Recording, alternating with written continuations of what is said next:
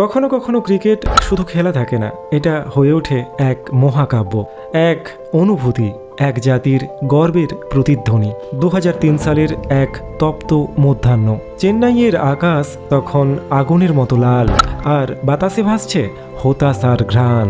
পরপর টানা 3টে ম্যাচ হেরে টলমল ভারতীয় দল।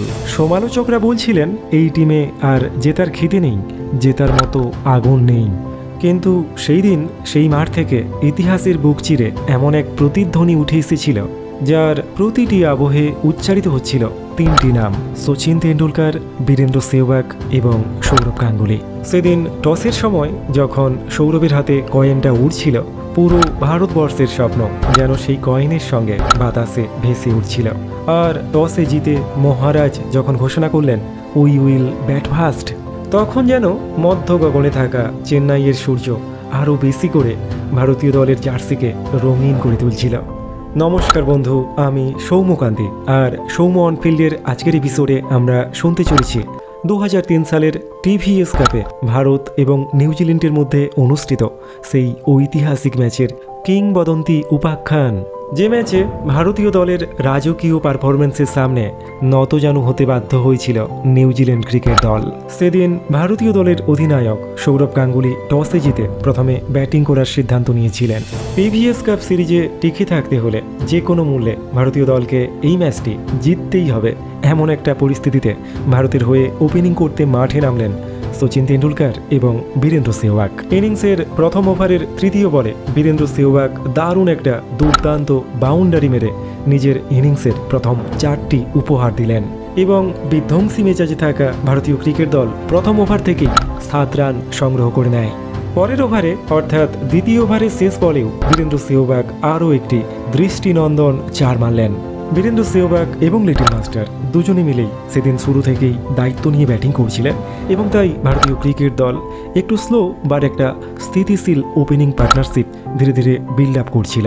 নিউজিল্যান্ডের বোলাররা চেন্নাইয়ের খটখটে শুকনো ক্রিজেও বেশ ভালো সুইং আদায় করে নিচ্ছিলেন এবং তাই বীরেন্দ্র সেহবাগ এবং লিটল মাস্টার দুজনেই সতর্কতার সঙ্গে সাবধানে ইনিশিয়াল ওভারগুলো খেলছিলেন। 11 ওভার শেষে ভারতীয় দলের স্কোর 55 রান। বীরেন্দ্র সেহবাগ 36 বলে 30 রানে ব্যাটিং করছিলেন, অন্যদিকে লিটল মাস্টার 31 বল থেকে 15 রান সংগ্রহ করে ব্যাটিং করছিলেন। কিন্তু ঠিক এরপর থেকেই চেন্নাইতে এমন এক ঝড় শুরু হয় যে ঝড়ে তাসের ঘরের মতো ভেঙে পড়ে নিউজিল্যান্ডের বোলিং লাইন আপ।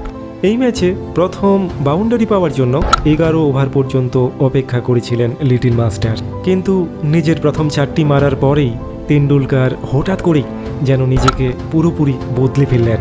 একের পর এক 4 ছক্কার বন্যায় তেন্ডুলকর হঠাৎ করেই ঘুমন্ত গ্যালারিকে একদম জাগিয়ে তুললেন। এক প্রান্তে লিটল মাস্টার যখন বিধ্বংসী মেজাজে ব্যাটিং করছেন, ঠিক অন্য প্রান্তে তার সহযোগী বীরেন্দ্র সেহবাগ তিনিও দুর্দান্ত সঙ্গ দিচ্ছেন লিটল মাস্টারকে। স্টেডিয়াম জুড়ে উল্লাস করছেন ভারতীয় সমর্থকরা। 11 ওভার শেষে ভারতীয় দলের স্কোর ছিল কোনো উইকেট না হারিয়ে 55 রান, আর 16 ওভার শেষে ভারতীয় ক্রিকেট দল 55 থেকে 100 রানে পৌঁছে যায় কোনো উইকেট না হারিয়ে। অর্থাৎ মাঝের 5 ওভার থেকে ভারতীয় ক্রিকেট দল কোনো উইকেট না হারিয়ে 45 রান সংযোজন করে স্কোর বোর্ডে। দুই প্রান্তে দুই ব্যাটসম্যান লিটল মাস্টার এবং বীরেন্দ্র সেহবাগ দুজনেই এগ্রেসিভ ক্রিকেট খেলছেন, আক্রমণাত্মক ক্রিকেট খেলছেন। 4 ছক্কার বন্যায় ভেসে যাচ্ছে চেন্নাই স্টেডিয়াম। 21তম ওভারে এসে লিটল মাস্টার পরপর 2টি বল থেকে 2টি ক্লাসিক্যাল 4 মারলেন। অতিমানবিক হয়ে ওঠা তেন্ডুলকরকে থামাতে না পেরে নিউজিল্যান্ড বোলারদের মুখে হতাশা তখন স্পষ্ট হয়ে উঠেছে। সচিন যেন আজ অপ্রতিরোধ্য। অন্যদিকে বীরেন্দ্র সেহবাগ এর মাঝখানেই নিজের হাফ সেঞ্চুরিটা কমপ্লিট করে ফেললেন। লিটল মাস্টার তখন একেবারেই কিলার মুডে। তার অনিন্দ সুন্দর ক্রিকেট দেখে হতবাক হয়ে যাচ্ছেন নিউজিল্যান্ডের ক্রিকেটাররাও। ভারতীয় দলের স্কোরবোর্ড একদম ঝড়ের গতিতে এগিয়ে চলেছে। লিটল মাস্টার 90 রানে ব্যাটিং করছেন, আর বীরেন্দ্র সেহবাগ তখন 54 রানে অপরাজিত। বন্ধুরা, সত্যি বলতে কি তেন্ডুলকরের এমন বিধ্বংসী মেজাজ সচরাচর দেখতে পাওয়া যেত না। দ্রুত রান সংগ্রহের দিক থেকে বীরেন্দ্র সেহবাগ চিরকালই লিটল মাস্টারের থেকে এগিয়ে থাকতেন, কিন্তু সেদিন সম্পূর্ণ ভিন্ন একটা দৃশ্য দেখতে পাওয়া যাচ্ছিল চেন্নাই স্টেডিয়ামে। তারপর মাত্র 87 বল থেকে সচিন তেন্ডুলকর তার সেঞ্চুরিটা কমপ্লিট করলেন। পুরো ভারতবর্ষ তখন দাঁড়িয়ে অভিবাদন জানাচ্ছে লিটল মাস্টারকে। 30 ওভারের শেষে ভারতীয় দলের স্কোর কোনো উইকেট না হারিয়ে 182 রান। সেঞ্চুরি কমপ্লিট করার পর আরও এগ্রেসিভ শট খেলতে গিয়ে ক্যাচ আউট হয়ে গেলেন লিটল মাস্টার। 91 বল থেকে 103 রানের একটা দুর্দান্ত ইনিংস উপহার দিয়ে প্যাভিলিয়নে ফিরে চলেছেন little master. Little master out হতেই বীরেন্দ্র সেহবাগকে সঙ্গ দিতে মাঠে নামলেন ক্যাপ্টেন সৌরভ গাঙ্গুলি। বীরেন্দ্র সেহবাগকে সঙ্গী করে সৌরভ গাঙ্গুলি ধীরে ধীরে ভারতীয় দলের স্কোর নির্দিষ্ট লক্ষ্যের দিকে এগিয়ে নিয়ে যেতে শুরু করেন।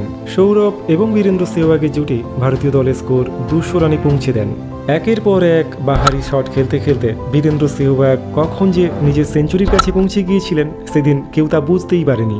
ইতিমধ্যেই সৌরভ এবং বীরেন্দ্র সেহবাগের মধ্যে 50 রানের একটা মূল্যবান পার্টনারশিপ তৈরি হয়ে গিয়েছিল, আর অন্যদিকে বীরেন্দ্র সেহবাগ 99 রানে ব্যাটিং করছিলেন। তারপর একটা সিঙ্গেল নিয়ে গুরু সচিন তেন্ডুলকারের মতোই নিজের সেঞ্চুরিটাও কমপ্লিট করে ফেললেন বীরেন্দ্র সেহবাগ। পরপর 2টি সেঞ্চুরি। চেন্নাই স্টেডিয়াম তখন উত্তেজনায় থরথর করে কাঁপছে। 40 ওভারের খেলা শেষ। ভারতীয় ক্রিকেট দল 1 উইকেটের বিনিময়ে 250 রান। ঠিক এই সময় সৌরভ গাঙ্গুলির পায়ে লেগে থাকা পুরনো ক্র্যাম্পের ব্যথাটা আবার নতুন করে জেগে ওঠে। রান নিতে গিয়ে সমস্যায় পড়েন সৌরভ গাঙ্গুলি, আর তাই তেন্ডুলকারকে বাধ্য হয়ে আরও একবার সৌরভের রানার হিসেবে মাঠের মধ্যে আসতে হয়। ক্র্যাম্পের ব্যথা নিয়েই সৌরভ গাঙ্গুলি মাঠের মধ্যে ব্যাটিং করে চলেছেন এবং অসাধারণ একটি 4 মারলেন এই সময়টাতে। কিন্তু 41তম ওভারে তাড়াহুড়ো করে শট মারতে গিয়ে 33 রানের মাথায় আউট হয়ে গেলেন সৌরভ গাঙ্গুলি। সৌরভের পরে সেহবাগকে সঙ্গ দিতে মাঠে এলেন যুবরাজ সিং। সচিন এবং সৌরভের উইকেটটা হারিয়েছে ভারত, কিন্তু তখনও ক্রিজের মধ্যে দম্ভ নিয়ে ব্যাটিং করে চলেছেন বীরেন্দ্র সেহবাগ। একের পর এক নিউজিল্যান্ড বোলার অসহায়ভাবে আত্মসমর্পণ করছে বীরেন্দ্র সেহবাগের কাছে। নিউজিল্যান্ডের যে কোনো বোলার সেহবাগের সামনে এলেই বীরেন্দ্র সেহবাগ তাকে তার ঠিকানায় অর্থাৎ বাউন্ডারির বাইরের রাস্তাটা দেখিয়ে দিচ্ছিলেন। প্রথমে সচিন এবং পরে বীরেন্দ্র সেহবাগ, দুই ভারতীয় কিংবদন্তির অসাধারণ ব্যাটিংয়ে নিউজিল্যান্ড বোলাররা তখন একেবারেই দিশা হারিয়েছেন। কিন্তু ঠিক এই সময়টাতেই 130 রানের মাথায় 44তম ওভারে আউট হয়ে গেলেন বীরেন্দ্র সেহবাগ। তখনও 6 ওভারের খেলা বাকি রয়েছে। বীরেন্দ্র সেহবাগ, সচিন তেন্ডুলকার এবং সৌরভ গাঙ্গুলি আউট হয়ে গিয়েছেন, তাই যুবরাজের সঙ্গে জুটি বাঁধতে মাঠে নামলেন মিস্টার ডিপেন্ডেবল রাহুল দ্রাবিড়। 280 রানের মাথায় আউট হয়ে গিয়েছিলেন বীরেন্দ্র সেহবাগ এবং তার থেকে মাত্র 3 রান যোগ হওয়ার পর অর্থাৎ 283 রানের মাথায় আউট হয়ে প্যাভিলিয়নে ফিরলেন যুবরাজ সিং।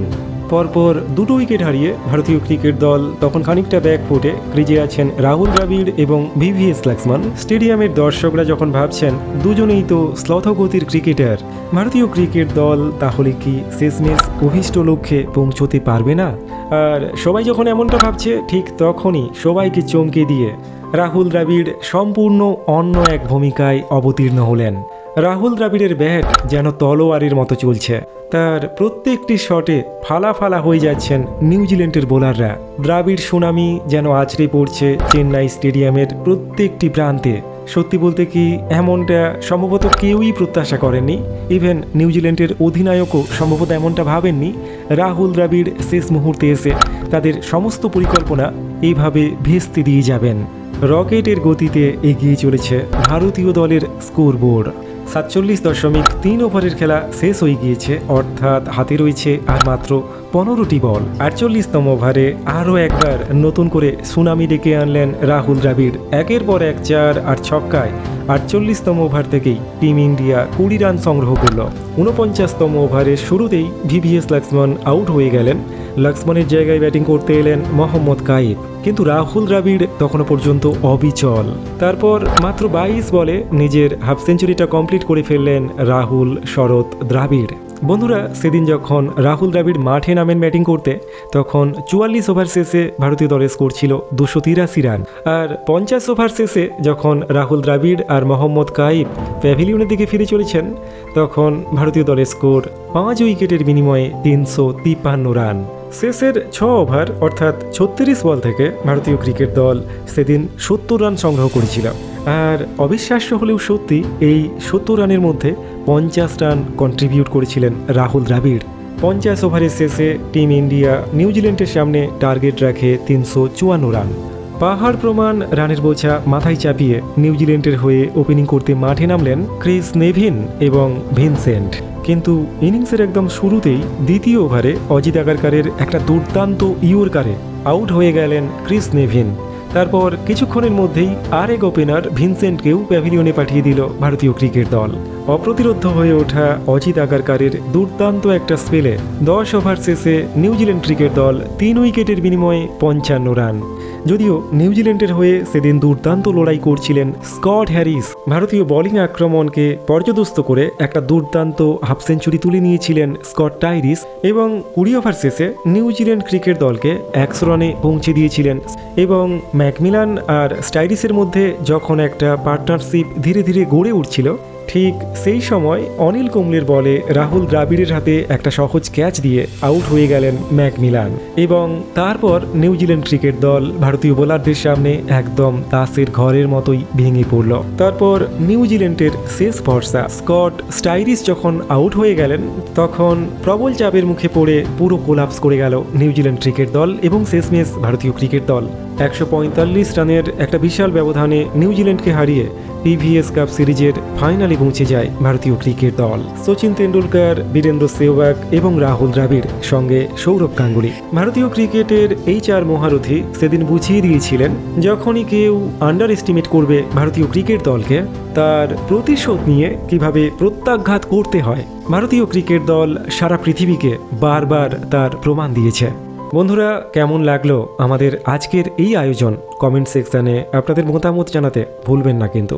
জয় হিন্দ, বন্দে মাতরম।